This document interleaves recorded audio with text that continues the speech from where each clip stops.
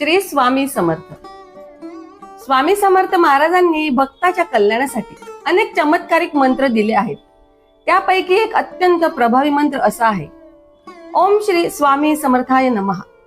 हा मंत्र दररोज श्रद्धेने, स्वच्छ मनाने आणि शांत चित्ताने जपल्यास जीवनातील अडथळे दूर होतात.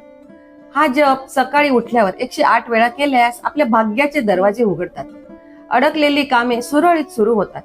व्यवसाय, नोकरी किंवा शिक्षणात यश मिळते. संकट काळात स्वामींचा हा मंत्र संरक्षण कवचासारखा कार्य करतो.